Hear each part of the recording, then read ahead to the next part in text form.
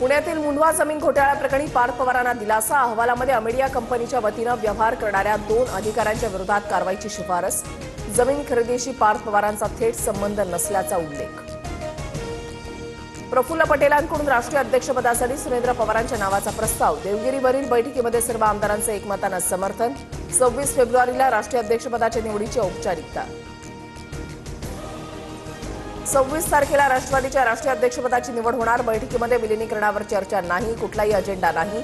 देवगिरीवरच्या बैठकीनंतर सुनील तटकरेंची माहिती, तर ब्लॅक बॉक्सचा अहवाल समोर यायला हवा, तटकरेंचं वक्तव्य. अजित पवारांच्या विमान अपघातामधील ब्लॅक बॉक्स डेटा रिकव्हरीसाठी परदेशात पाठवण्याची शक्यता. चौकशीबाबत सरकार 1-2 दिवसांमध्ये महत्त्वाचा निर्णय घेणार, सूत्रांची माहिती. ब्लॅक बॉक्स खराब, अपघात की घात? रोहित पवार पुन्हा आक्रमक. 18 तारखेला मुंबईमध्ये पुन्हा पत्रकार परिषद घेणार, तर दिल्ली दौऱ्यामध्ये रोहित पवारांकडून 2 खासगी गुप्तहेर संस्थांची भेट. अपघाताचा तपास गुप्तहेर संस्थेकडून होण्याची शक्यता. मंत्री नरहरी झिरवाळ यांची आज पत्रकार परिषद. आज सकाळी 10 वाजता झिरवाळ माध्यमांच्या समोर भूमिका मांडणार. मंत्रालय लाच प्रकरणी झिरवाळांचा क्लार्क अटकेत.